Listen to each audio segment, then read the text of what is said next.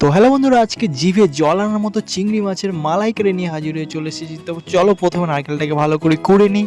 তো কুড়ে নেওয়ার পরে এবারে আমি আদা রসুনের পেস্টটা বানিয়ে নিলাম। তারপর চিংড়ির সাইজগুলো বেশ ভালোই ছিল। তো তারপরে এবার নারকেলটাকেও ভালো করে পেস্ট বানিয়ে নিলাম মিক্সচারে।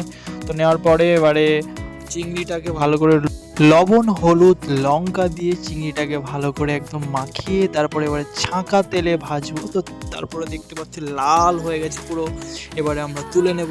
তো সেই তেলে এবারে আমরা গোটা মশলা দিয়ে ভালো করে পেঁয়াজ, আদা, রসুনের যে পেস্টটা বানিয়েছিলাম সেই পেস্টটা এবারে দিয়ে দেবো। দেওয়ার পর একটু লবণ দেবো, একটু লঙ্কার গুঁড়ো দেবো, একটু হলুদের গুঁড়ো দেবো।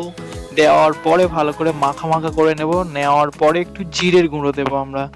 একটু জিরের গুঁড়ো দিলাম সানরাইসের। তো দেওয়ার পরে ভালো করে মাখা মাখা করে নিয়ে এবারে সেই নারকেলের যেটাকে পেস্ট বানিয়েছিলাম আমরা, তো সেই যে সসটা ওটা আমরা দেবো এর মধ্যে। তার আগে কিন্তু টমেটো কুচি দিয়ে দিলাম হালকা করে, তোমরাও দিতে পারো।